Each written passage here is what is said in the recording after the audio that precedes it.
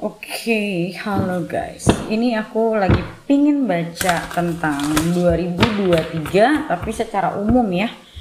Jadi bukan secara zodiak, tapi secara umum itu seperti apa. Yang pertama, karena aku basicnya pakai Vedic Astrology, so Saturn sekarang masih di Capricorn sampai Januari 2023. Lalu Saturn direct dan pindah sign ke Aquarius. Oke, dan Aquarius itu juga rule by Saturn dan Rahu.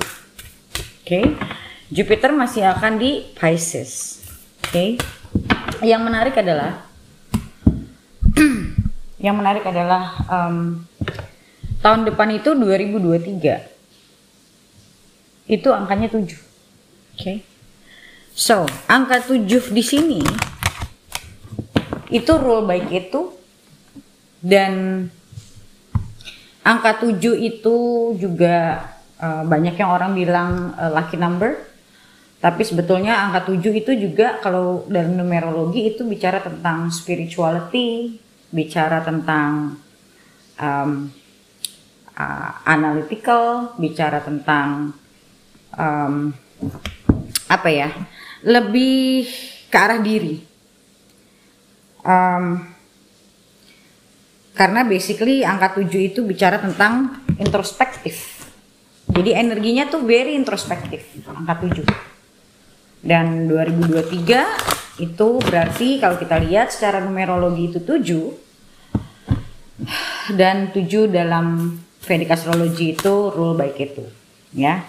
So Ketu, Rahu dan Ketu is malefic. Oke, dan Saturn masuk ke Aquarius, Aquarius also ruled by Rahu. So berarti di sini Rahu sama Ketu berperan besar sekali.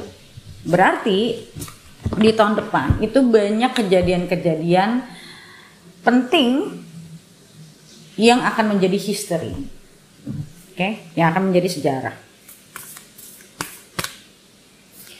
Dan kalau aku lihat juga mulai banyak orang interested in spirituality dalam bidang-bidang tentang mungkin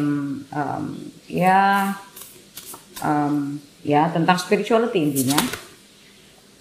Tapi di sini juga harus hati-hati karena setiap hal itu pasti ada plus dan minus. Oke, apakah kita cukup eling, sadar yang kita ikuti itu yang benar atau yang enggak? Karena kadang kita mengikuti sesuatu, ya kita belum tahu sebenarnya kebenarannya itu seperti apa, dan kita merasa kayak it's like wow, it's a new thing gitu. Tapi tidak selamanya new thing is a good thing. Oke, karena banyak sekali sebetulnya hal-hal yang tidak kita ketahui. So I really advise sebelum kamu melihat kepada sesuatu, pelajari betul apa itu. Oke, dan hal-hal yang berbau dengan universe, mysticism, occultism itu bakalan rame banget di tahun depan. Mungkin orang-orang akan bermunculan yang ngajarin tentang astrologi, yang ngajarin tentang spirituality, yang ngajarin tentang mindfulness, yang ngajarin tentang law of attraction, makin banyak, dan juga yang akhirnya ketarik juga makin banyak. But yang tadi aku bilang, viral doesn't mean good, new thing doesn't mean a good thing. Oke, kita yang harus mampu untuk bisa menyaring informasi itu. Oke, so Ketu juga bicara tentang past life, bicara tentang karma. So many things happen in your life karena memang it's time to pay back your karma. Dan juga Ketu karena ngomong past life, so you will meet people from your past. Dalam artian ada orang-orang yang datang ke dalam kehidupan kita hanya untuk tempat kita belajar, hanya untuk tempat kita kenal, atau memang orang itu akan selamanya ada dalam hidup kita sampai mungkin kita tua atau sampai kita meninggal. So, yang pasti there will be many karmic events, ya, whatever it is. Dan Ketu will be stationed in Libra, and kita juga bakal Ketu station in Libra. Ketu akan pindah sign. Libra is about partnership, relationship. So it's about many people will deal with relationships, basically. Will be, entah itu mungkin ketemu orang baru, entah itu mungkin hubungan yang tadinya baik-baik aja tiba-tiba bermasalah, atau mencari solusi atas masalah yang sudah ada. Okay. Dan Saturn in Aquarius also about eccentricity, jadi bakal, dan bicara juga tentang teknologi plus Rahu. So I believe there will be new things coming up. Dan Mars juga masih retrograde sampai bulan Maret kalau nggak salah. Masih retrograde di Taurus. Yang mana Taurus itu ruling food. Jadi ada kemungkinan di tahun 2023 itu kita shortage of anything relating to food.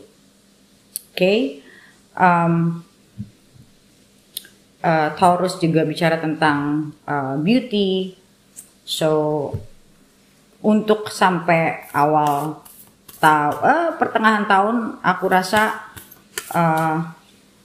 or maybe almost the whole year bidang-bidang fashion or kecantikan kurang bagus, karena bidang-bidang itu sudah kemarin-kemarin ya udah lumayan bagus, itu jadi kurang bagus karena Mars bakal masuk ke Gemini, yang mana Mars itu enemy with Mercury. Okay? Jadi banyak orang hati-hati dengan cara kita bicara, cara kita menyampaikan sesuatu, kemungkinan ada konflik, mungkin chatting-chatting dan pada akhirnya banyak misunderstanding.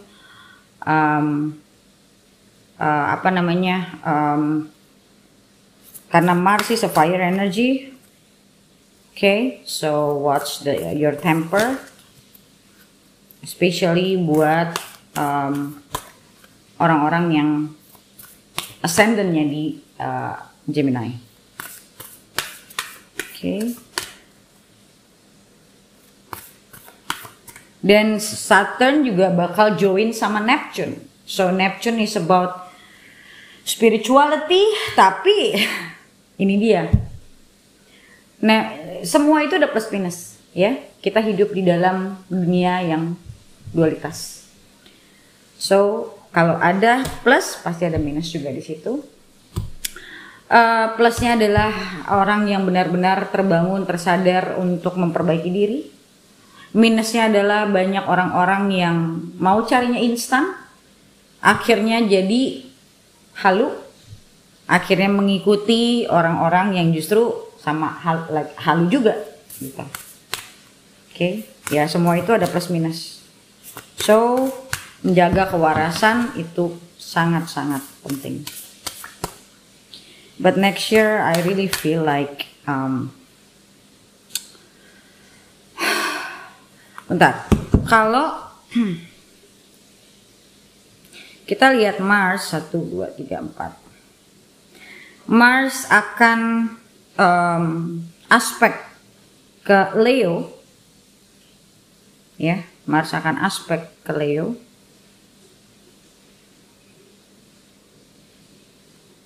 Dan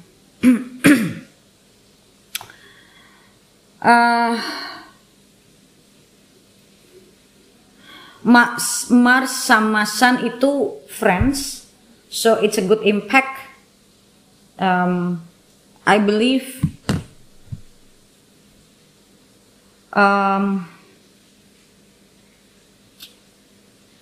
orang-orang mulai menyadari tentang yang tadi aku bilang ya, butuhnya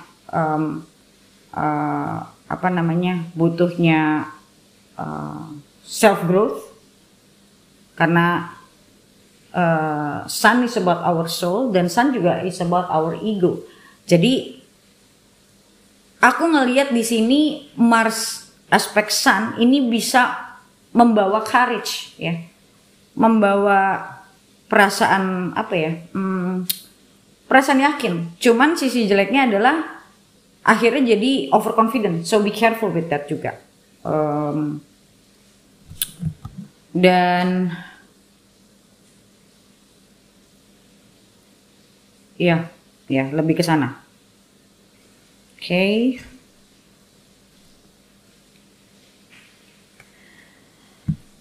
Dan Mars akan 1, 2, 3, 4.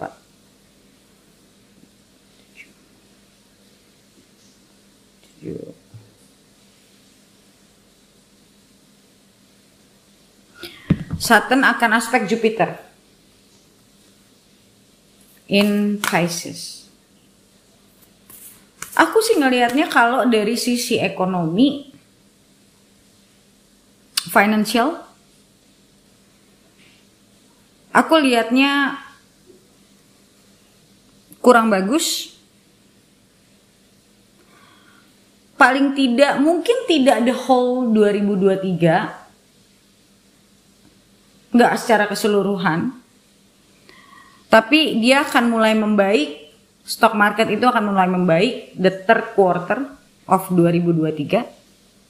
Ekonomi akan lebih membaik di kuartal ketiga. Oke.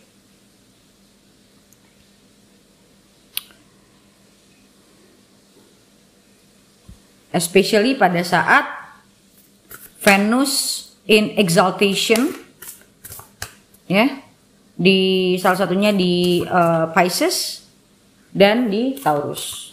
Oke. Oke, sekarang kita lihat dulu dari kartu 2023.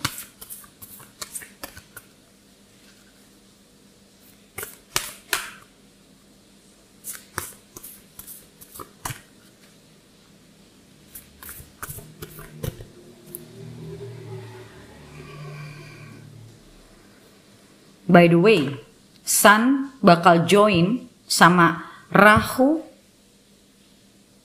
dan Uranus di Aries. So I believe this gonna be especially Aries itu kan bulan-bulan sekitar April Mei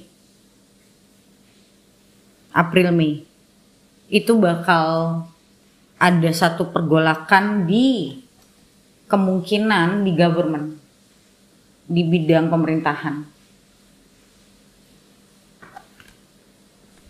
Oke.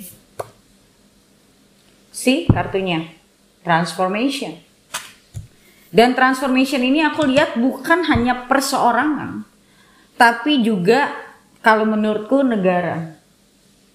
Apalagi kayak kita nih di Indonesia, kita tahun 2024 akan ada pemilu, ya kan?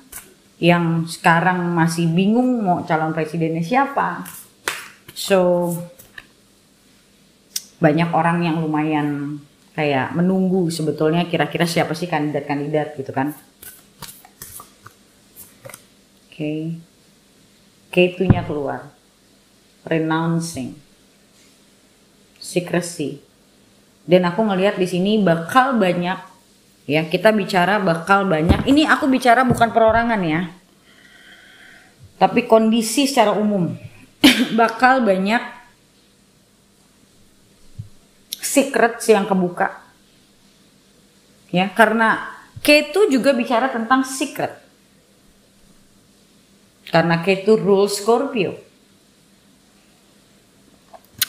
Ketu is co-ruler untuk Scorpio. Oke. Dan Ketu juga bicara tentang deception. Deception is kebohongan.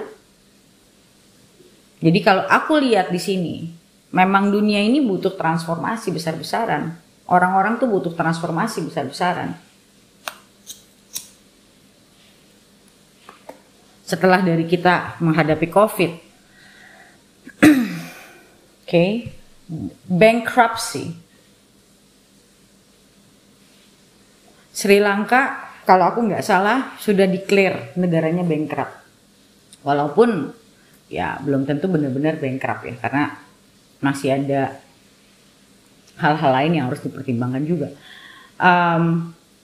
Liberation, K2 is about liberation. Apa yang dimaksud dengan liberation itu adalah kebebasan. Kebebasan di sini kalau aku ngelihat dari secara personal adalah banyak orang tidak menyadari bahwa selama ini dirinya, hidupnya itu penuh dengan ketakutan. Orang yang hidup penuh dengan ketakutan kan tidak bebas. Karena seperti ada yang selalu mengikat, yaitu ketakutannya dia, worry-nya dia. Right? So, di tahun depan ini bisa bicara tentang ketakutan secara finansial. Bisa juga bicara tentang ketakutan ke depannya itu bagaimana, kehidupan itu bagaimana. Dan kalau dalam konteks personal pun sama. Sebetulnya bicara tentang kalau orang yang belum benar-benar healing, di tahun depan itu orang akan dipaksa untuk menghadapi perasaan takutnya sendiri, menghadapi worry-nya sendiri. Okay. And water. Water is about feminine energy. And water, kita segala macam itu dicuci dengan air. And water is about purification. Purify. Menjadikan diri kita lebih spiritual, menjadikan diri kita balik kepada fitrahnya kita manusia. So, hal-hal seperti itu. Banyak orang yang kalau dirinya masih penuh dengan ego, masih penuh dengan worry, dengar apa yang aku ngomong gak akan suka. Kesannya nakut-nakutin orang. Karena aku bukan nakut-nakutin orang, aku bicara apa adanya. Which means ya, what is the purpose di hidup manusia itu apa sebetulnya purpose-nya? Kalau orang bilang, lu cari materi juga, lu gak dibawa mati. Tapi kan bukan berarti materi itu tidak penting ya, gitu loh. But eventually, that's true. Kita mati gak bawa apa-apa. Nah, lalu kalau kita mati gak bawa apa-apa, apa sih sebenarnya yang mau kita terus lakukan dalam hidup ini? Yang harus kita pelajari dalam hidup ini? Kalau memang mati gak bawa apa-apa. Okay. Dan apa sih bentuk kebahagiaan untuk kita? Apa sih bentuk ketenangan untuk kita? Nah, itu yang akan nanti hadir di dalam hidup kita, hal-hal seperti itu. Ada rahunya keluar juga. Dan orang-orang yang masih terobsesi, karena kalau kita bicara rahu, itu kita bicara duniawi banget. Jadi antara South Node dan North Node ini saling tarik menarik kalau aku lihat energinya. Jadi ibarat kata nih, yang healingnya healing, yang halu ya halu. Jadi ada dua opposite energies di sini. That's why this is not, will not be comfortable. So aku bisa bilang, apalagi di sini ada kartu tentang transformation and water, it's dissolving, purification. So kamu lihat sendiri apa artinya. Dan ini dua, ya, South Node and North Node ini, Rahu dan Ketu, ini bicara tentang karmic cycle. Makanya aku bilang there will be many karmic events di tahun depan. There will be many. I don't know apa itu, karena di dalam setiap kehidupan orang bisa berbeda-beda, ya. But akan ada sesuatu hal yang memang sudah, ya ibaratnya, ya segala hal juga aku orang yang percaya nggak ada yang kebetulan. I don't believe in magic. Everything is already predestined. Okay?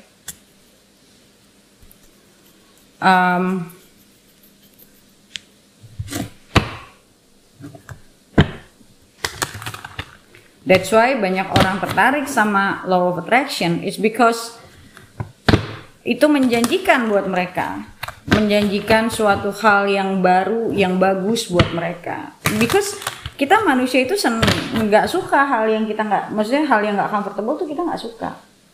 Kita manusia suka hal-hal yang semua yang kita inginkan bisa kita dapatkan, dan itu dijanjikan oleh law of attraction yang dibawa sama orang-orang kebanyakan, which means the real law of attraction is not like that. Okay? Karena law of attraction itu adalah mengajarkan kita bahwa kita itu manusia harus harus berusaha, dan kita akan bisa mendapatkan sesuatu atas usaha kita. Itu betul. Tapi ada terms and condition yang orang mungkin kurang paham atau tidak diomongin. Okay?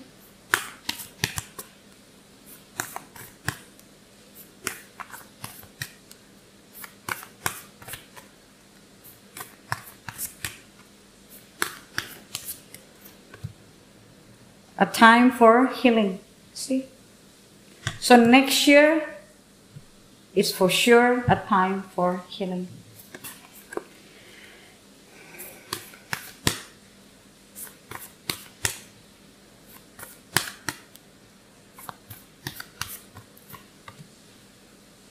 A new start is coming. When you heal, you will see world in a different light. Of course. Karena pada saat kita healed, kita akan melihat hidup itu tidak sama lagi. Oke, kita sudah mampu melihat kebenaran once we heal.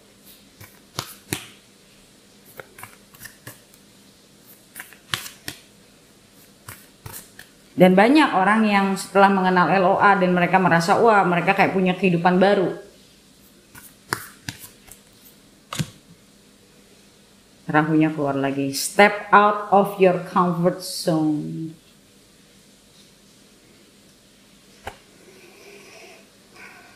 Okay, so step out of your comfort zone. Yang namanya healing itu berarti kita tidak ada di comfort zone kita. Karena healing itu tidak ada yang enak. Real healing itu nggak nyaman. The real healing will not make you comfortable, but it makes you aware. It makes you see the truth. Okay? Kita lihat.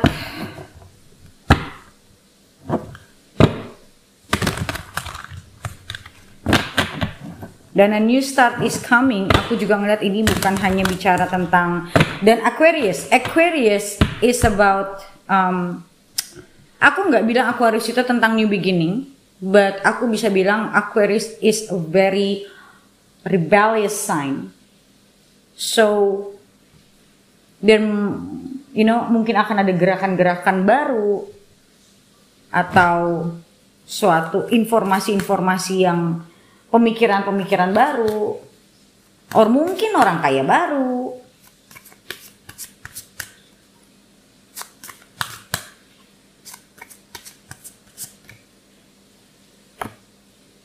Success and growth. 8 of Wands.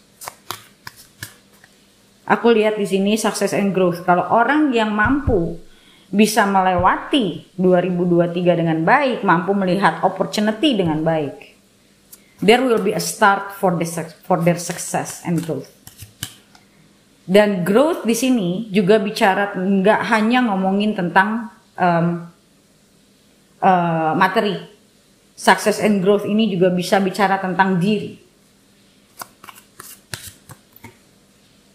Okay, reach out. Three of Pentacles. It's about step by step. You do things. Itu ibaratnya belajar sesuatu itu step by step. Jadi banyak dari kalian yang mungkin belum healed, ya, sedang proses. Kalian diajarkan bahwa semua itu ada prosesnya. Okay, and trust.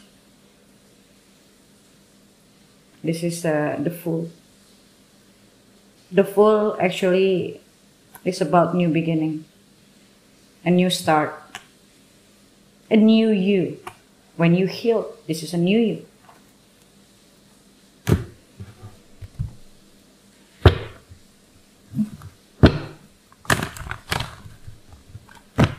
Okay.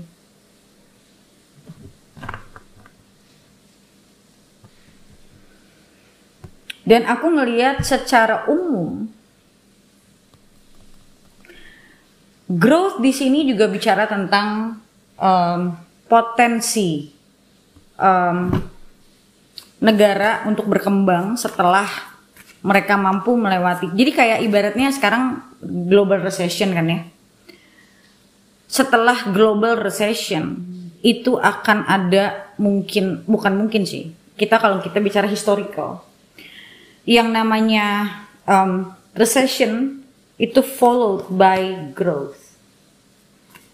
Inflasi tinggi, ya kan? Dan setelah pemerintah mampu, ini aku bukan bicara Indonesia ya, tapi secara umum, inflasi yang tinggi, dan akan pada saat pemerintahnya bisa menurunkan inflasi, dan akan terjadinya sustainable growth untuk negara-negara itu dan kemampuan orang-orangnya. Oke, secara kalau kita ngelihat secara besar. Oke, 2023.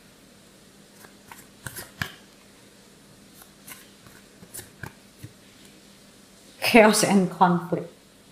I don't know, this may be about war.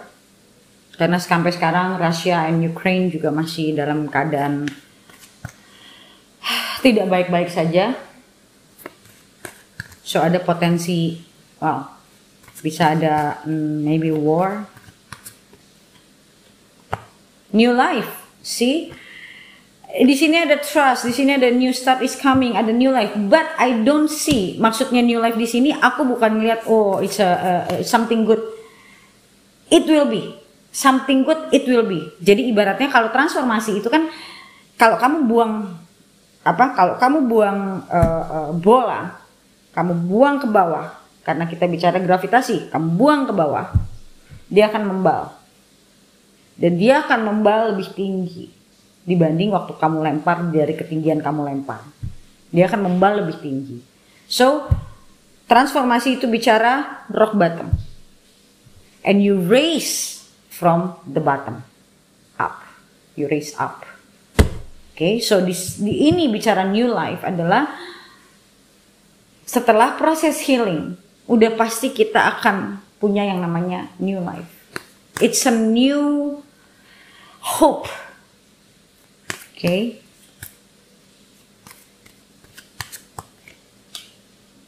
Co-create. Co-create di sini aku bicaranya tentang divine intervention. Okay, ada hal yang memang ibaratnya kayak kita bicara vibrasi. So you connect to the to the vibration, yang dimana misalnya kamu selama ini hidupmu banyak chaos, kamu hidupmu banyak konflik, and then kamu benar-benar totally focus on healing, dan kamu lebih bisa connect with the more positive energy, karena pada dasarnya ini bicara tentang divine intervention, dimana dan bicara juga tentang creativity. Oke, kita lihat co-create. Number 40. Creativity, art, inspiration, manifestation.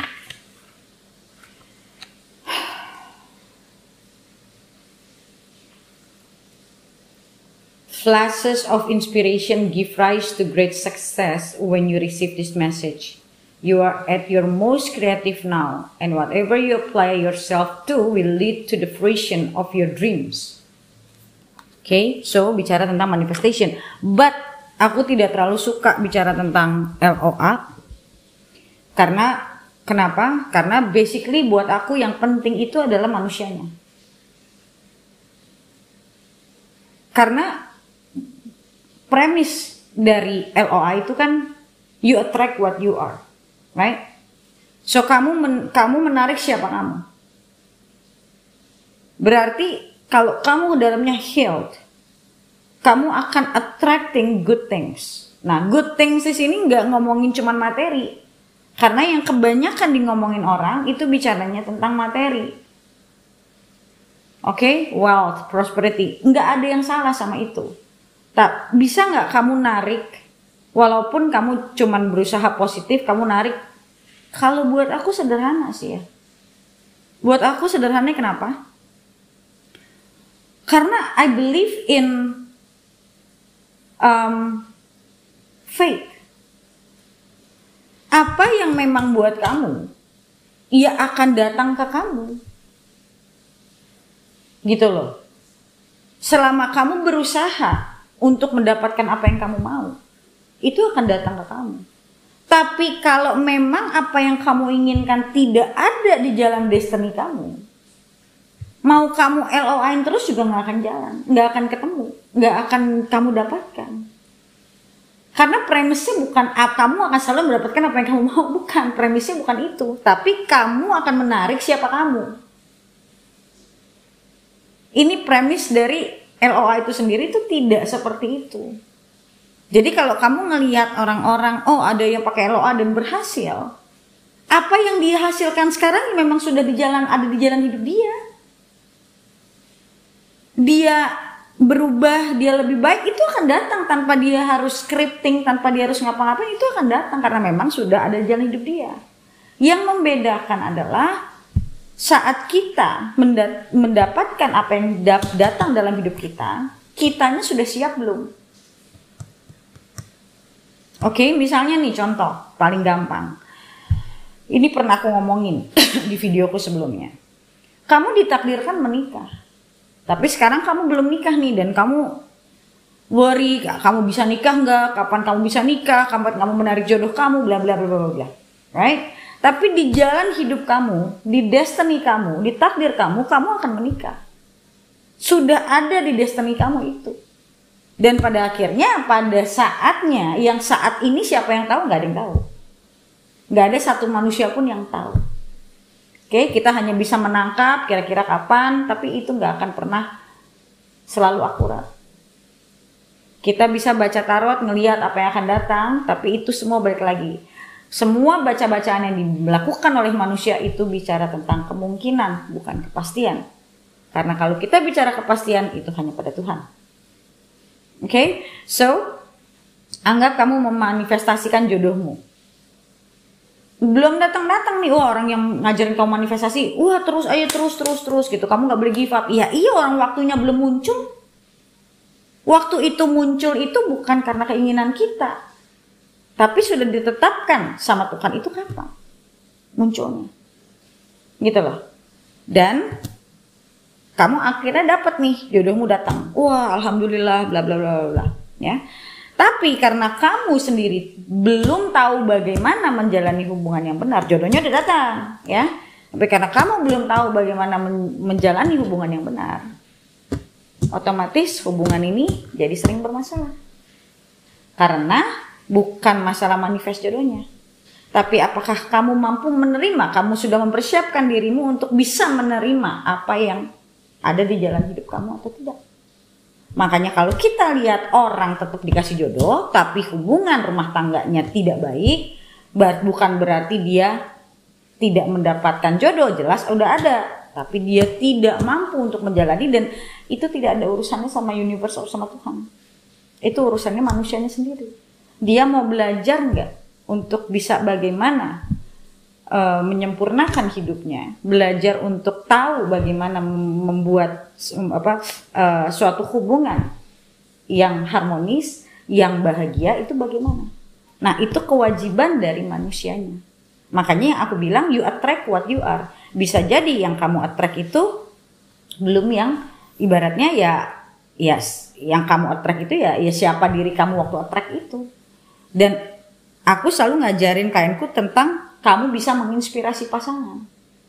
Anggap jodohmu ini yang dikasih yang terbaik sama Tuhan. Dia datang dengan keadaan juga masih bermasalah. Because we will attract people with the same level of woundedness seperti kita. As we are. Okay? So, kamu akan menarik yang sama seperti kamu. Kamu berubah, kamu belajar bagaimana menjadi pasangan yang baik, menjadi diri yang terbaik. Kamu pun akan menginspirasi pasangan kamu. Kalau memang kamu ibaratnya ya Tuhan memberikan kamu yang terbaik, ya perbaiki supaya hubungan itu bisa berjalan dengan baik. Itu contoh yang sangat sederhana. Kita ngelihat dari pernikahan, hubungan relasi antar manusia, kita lihat dari situ aja. Nah, itu yang disebut dengan, jadi kalau aku percaya nggak sama LOA? Oh, percaya, karena itu hukum alam gitu. Tapi cara bekerja LOA bukan berarti kamu pingin apa semuanya itu akan kamu dapatkan. Pemahamanku tidak seperti itu. Gitu loh. Kalau orang yang ibaratnya menjanjikan itu, ya kalau buat aku itu kurang tepat. Karena ada yang namanya juga takdir. Karena kita, kecuali dia tidak percaya takdir ya. Gitu loh. Karena aku percaya takdir. Kalau nggak percaya takdir ya otomatis kita juga basicnya udah beda tuh. Ya kan? Nah karena aku percaya takdir, so buat aku takdir itu, jadi ibaratnya LOA itu tetap mengacu pada takdir. Kalau memang apa yang kamu tarik itu sesuai dengan takdir kamu, ya maka itu akan datang. Tapi kalau tidak, ya tidak akan pernah datang. Sesederhana itu, gitu loh. Okay? So, for next year, aku ngelihat lebih kepada jelas transformation, ya, purification, materializing, sama renouncing. Jadi antara North Node and South Node, Rahu and Ketu bersama. Yang tadi aku bilang, aku summarize lagi. This is about very much karmic, especially number 7. Dan ini bicara tentang introspektif, bicara tentang healing, dan step out of your comfort zone. But di sini ada, ingat ya, sebelum yang namanya kita step out of comfort zone, itu pasti akan ada yang namanya chaos and conflict. Pasti akan ada. Oke? Okay? Dan di sini ada new life and a new start coming. This is towards the end of the year, kalau menurutku. Towards the end of the year. New life, especially buat aku tidak baca Manden karena aku memang bukan pembaca Manden. Jadi aku ngelihat di sini lebih kepada basically akan ada kehidupan baru, ya. Especially buat orang-orang yang memang sudah menjalani proses dengan baik, mereka healing dengan baik, mereka belajar dengan baik. Itu akan ada new life. Walaupun kalau aku mau lihat dari Manden, after the COVID and the global recession, market jatuh, pasti akan ada pembaruan. Ya, logically speaking, harga saham pada jatuh, pasti akan ada yang beli lagi dari bawah. Right? People just, like,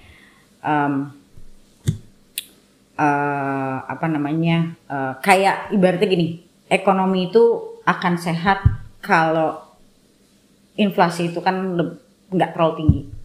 Jadi ini mangkas dulu sebetulnya, kayak waktu zaman dulu bubble ya, zaman Amerika sempat bubble itu tahun 2008, ada subprime mortgage di mana harga-harga semua jatuh. Ya ibaratnya kalau buat aku harus ada momentum di mana sama kayak kita kehidupan manusia aja, perorangan gitu loh. Kita belajar, kita baru bisa kita baru bisa benar-benar punya yang namanya trust and like a new life. This is the full ya. Kalau kita sudah healing, dan healing itu kan bicara nggak yang tadi aku bilang, healing itu bicara tentang keluar dari yang namanya comfort zone. Ya, jadi healing itu nggak ada yang enak. Karena memang lagi proses healing bukan cari hal yang enak. It's not about looking for comfortness. It's looking for purification. Gitu loh. Menerima kehidupan, menerima diri, belajar menjadi lebih dewasa. Yang namanya maturing proses itu nggak ada yang enak. Menjadi dewasa adalah belajar untuk bertanggung jawab, belajar untuk tahu yang namanya batasan, belajar untuk mencintai diri, memahami pemaknaan apa arti cinta, bagaimana mencintai dengan benar. Itu semua pelajaran nggak ada yang enak. Karena dasarnya yang enak itu hanya nurutin apa yang kita mau.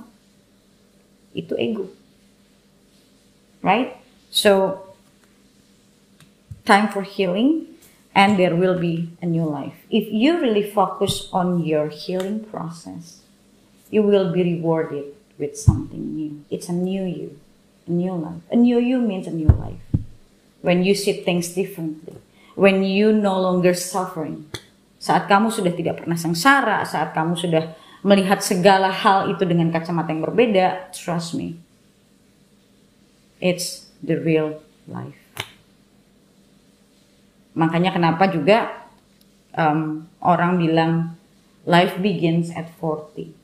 Apa maksudnya? Karena pada saat kita umur masuk ke kepala 4, kita sudah melewati proses hidup yang cukup panjang, dimana diharapkan kalau di umur-umur segitu orang sudah melewati banyak macam proses dalam kehidupannya yang selama ini dia tidak pahami dan dia pelajari.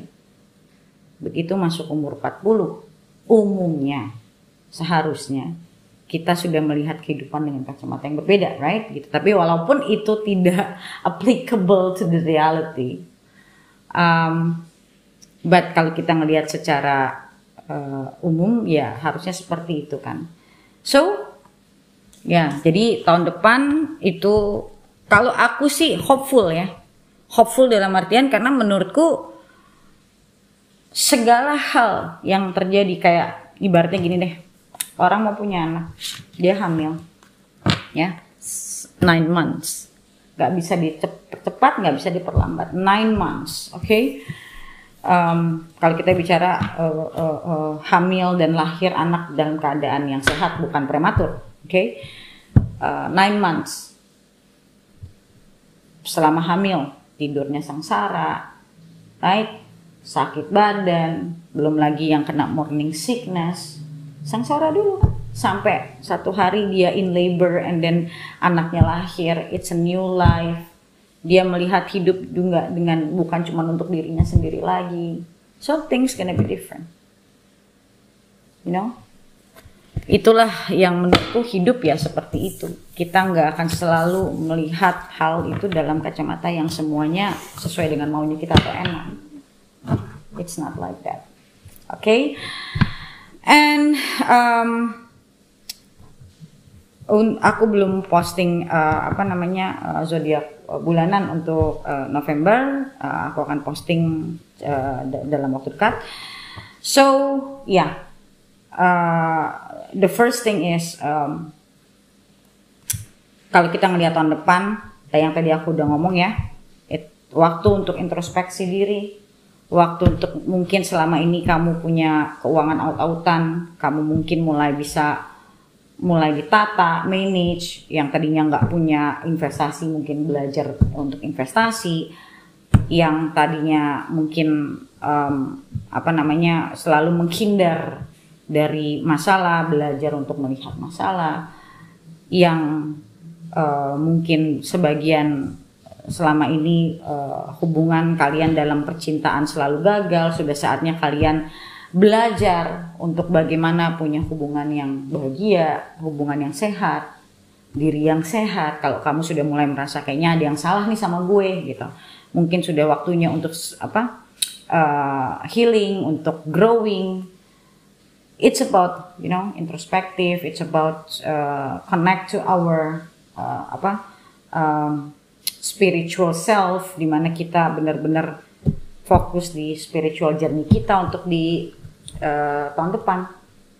Okay, so guys, thank you so much for watching, and I'll see you in the next video. Bye.